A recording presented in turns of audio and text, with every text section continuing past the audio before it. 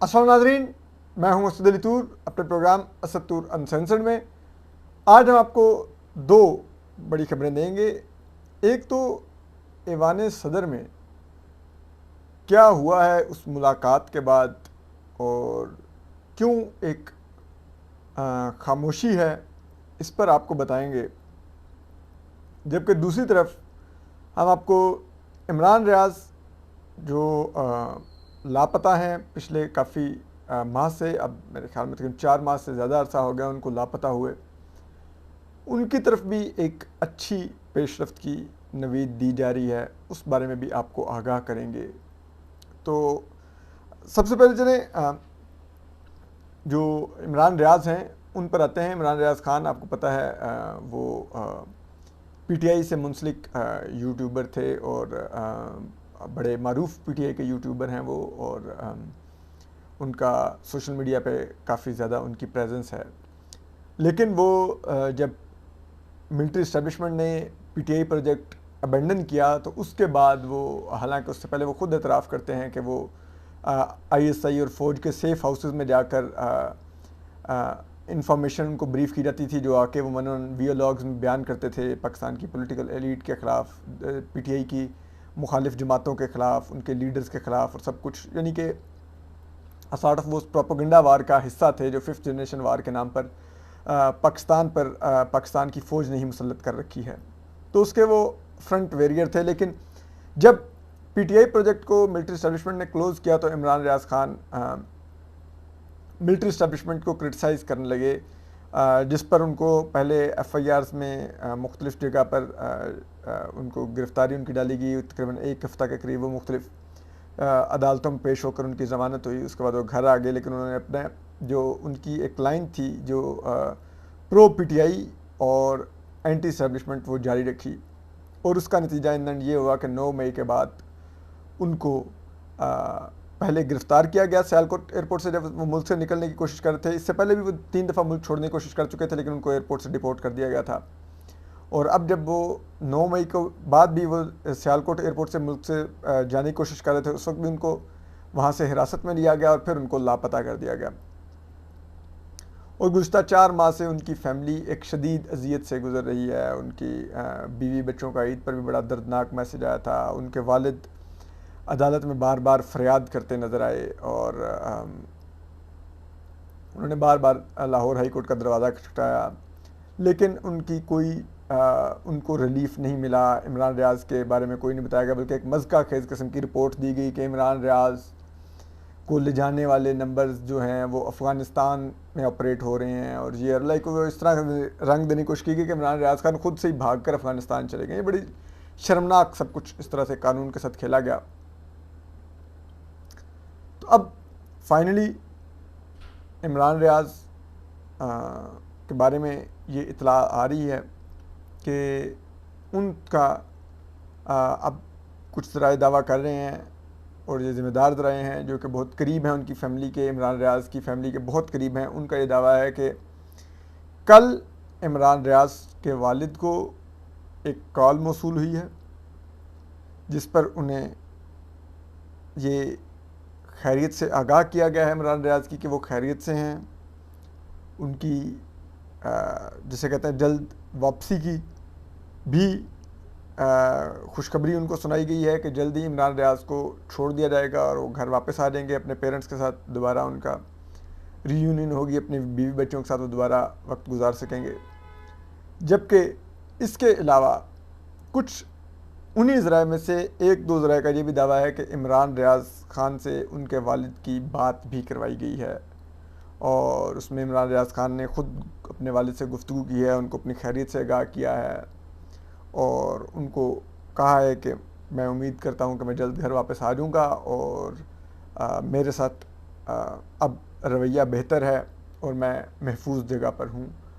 तो इस किस्म की कुछ गुफ्तगू हुई है। इमरान रियाज ने अपने बीवी बच्चों का हाल भी पूछा है, अपने वालिदैन की खैरियत दरियाफ़्त की है और उनको ये कहा है कि आप परेशान मत हों। तो इस किस्म की भी एक लाइक दी गई है। तो ये एक हौसला अफजा पेशरफ्त है। हम ये सब मुतालबा करते हैं कि इमरान रियाज खान को छोड़ा जाना चाहिए। अगर उन्होंने कोई जुर्म किया है تو عدالتیں کھلی ہیں، وہاں پر لے جائیں، پروسیکیوٹ کر لیں، لیکن یوں کسی کو اس کے سیاسی نظریات کی بنیاد پر جیل میں ڈالنا، اس کے ساتھ لاپتہ کر دینا، اس کے سلوک کرنا، اس کے پیرنٹس کو ایک اذیت سے گزارنا، ان کے بیوی بچوں کو ایک اذیت سے گزارنا انتہائی شرمناک اور قابل مذمت ہے۔ اور جہاں پہ ریاست خود مجرم بن جائے، وہ اس قسم کے جرائم کرنے لگ جائے، تو ایسی ریاست کسی بھی صورت میں کسی کو قابل قبول نہیں ہوتی۔ یہ سب کچھ ماورائے آئین ہے۔ تو اور اب میں بھی یہ صدق دل سے سمجھتا ہوں کہ عمران ریاض کے خلاف اگر کارروائی بنتی تھی تو تب بنتی تھی جب انہوں نے اس معصوم نور مقدم کو جس کو ظاہر جعفر درندے نے بے دردی سے قتل کر دیا، ان کا سر ان کے جسم سے جدا کر دیا، اس درندے کے بجائے عمران ریاض خان نے نور مقدم کی کریکٹر اسیسینیشن والے ویلاگز کیے تھے۔ وہ انتہائی شرمناک اور انتہائی نیچ تھے، اور ہم امید کرتے ہیں کہ عمران ریاض جب واپس آئیں گے تو ان کو معافی مانگنی چاہیے نور مقدم سے، نور مقدم کے پیرنٹ سے، اور پورے اس ملک کی بہنوں، بیٹیوں، ماؤں سے کہ انہوں نے وہ شرمناک کام کیا تھا۔ اس کے علاوہ اب جو دوسری خبر ہے وہ ہے ایوان صدر سے۔ ایوان صدر سے خبر یہ ہے کہ اب آپ کو معلوم ہے صدر عارف علوی صاحب پچھلے دنوں بہت زیادہ ہو رہے تھے کہ وہ عام الیکشن کی تاریخ دیں گے، اگلے جو عام انتخابات ہونے ہیں۔ اس کے لیے پھر army chief general Asim Munir اور D G S I lieutenant Nadeem Ahmed Anjum ان کو ملنے کے لیے ایوان صدر پہنچے تھے، اور وہ جو 4th فلور پہ جہاں پہ صدر کا آفس ہے وہ پورا کا پورا فلور فوج نے خالی کروا دیا تھا، اور جو صدر کا سٹاف تھا وہاں سے بھیج دیا گیا تھا، اور وہاں پہ صرف فوج تھی اور صدر عارف علوی تھے، اور ان کے ساتھ پھر army chief general Asim Munir اور D G S I lieutenant Nadeem Ahmed Anjum نے گھنٹوں پر محیط ایک ملاقات کی تھی، جس کو بعض لوگ یہ بھی نام دے رہے تھے کہ جو افواج پاکستان کے سپریم کمانڈر ہیں صدر عارف علوی، ان کو شاید فوج نے 4th فلور پہ یرغمال بنا لیا تھا کہ ان کا سارا سٹاف ہی نکال دیا تھا، تو پھر اور کیا تھا۔ تو گھنٹوں وہ ملاقات جاری رہی، جس کے بعد صدر عارف علوی نے جو انتخابات کی تاریخ وہ دینے جا رہے تھے وہ نہیں دی، حالانکہ اسی دن یا اس سے اگلے دن وہ تاریخ ایکسپیکٹڈ تھی کہ صدر عارف علوی وہ تاریخ کا اعلان کریں گے۔ اس کے بعد اب پیش رفت یہ ہوئی ہے کہ صدر عارف علوی نے جو ایوان صدر کا ایک لا ڈپارٹمنٹ ہوتا ہے، جس میں ایک ریٹائرڈ سپیریئر کورٹ کا جج جس کو ہیڈ کرتا ہے، اور وہ تمام آئینی امور پر اور جو بل صدر کو بھیجے جاتے ہیں ان کو پڑھ کر ان پر اپنی اوپینین صدر کو دیتے ہیں، پھر صدر اس کے بعد اس کو دستخط کرتے ہیں یا اس کو ریجیکٹ کرتے ہیں یا اس کو واپس بھیجتے ہیں، یا جو بھی صدر نے اسٹیپس لینے تھے۔ تو اس لا ڈپارٹمنٹ نے جو پریزیڈنسی کا تھا اس نے صدر عارف علوی کو یہ اوپینین دی ہوئی تھی کہ کانسٹیٹیوشن ابھی بھی آپ کو ہی امپاور کرتا ہے تاریخ دینے کے لیے، تو آپ تاریخ دیں عام انتخابات کی۔ تو وہ پھر جو انہوں نے اوپینین ساری صدر عارف علوی کو دی ہوئی تھی، جو اس میں انہوں نے مختلف سپریم کورٹ کے فیصلوں کی روشنی میں اپنی اوپینین دی ہوئی تھی، وہ جو فیصلوں کی کاپیاں تھیں، پھر جو دوسرا ریکارڈ تھا جو صدر عارف علوی کو دیا گیا تھا، تو وہ تمام کا تمام ریکارڈ اب صدر کے چیمبر سے ریموو کر دیا گیا ہے، وہ اب وہاں پر موجود نہیں ہے، یعنی کہ صدر عارف علوی نے جو اوپینین ہے اس کو واپس بھیج دیا ہے، اور اس کا مطلب ہے بظاہر ایسا لگ رہا ہے کہ شاید وہ ابھی الیکشن کی تاریخ نہیں دینے جا رہے، اگر دیں گے تو بڑا دھماکہ ہوگا۔ اب تو پاکستان بار کونسل بھی ان کے پیچھے کھڑی ہو گئی ہے، جو ویسے پی ڈی ایم اور پیپلز پارٹی کی جماعتوں کے قریب سمجھی جاتی ہے، جس میں جو سابق وزیر قانون اعظم نیر تارڑ ہیں، وہ وکلا ذرائع بتاتے ہیں کہ انہوں نے باقاعدہ پاکستان بار کونسل کو فوج کے آگے بیچ دیا تھا۔ اب پاکستان بار کونسل نے کھڑی ہو گئی ہے، اور انہوں نے صدر عارف علوی کو کہا ہے کہ آئین آپ کو ہی امپاور کرتا ہے کہ آپ عام انتخابات کی تاریخ دیں، تو ہم آپ سے کہتے ہیں کہ آپ عام انتخابات کی تاریخ دیں۔ پاکستان بار کونسل نے مطالبہ کیا ہے صدر عارف علوی سے، ان کو انکریج کیا ہے، ان کو حوصلہ دیا ہے کہ آپ انتخابات کی تاریخ دیں۔ تو بات تو یہی ہے، انتخابات تو 90 دن میں ہی ہونے چاہیے، اور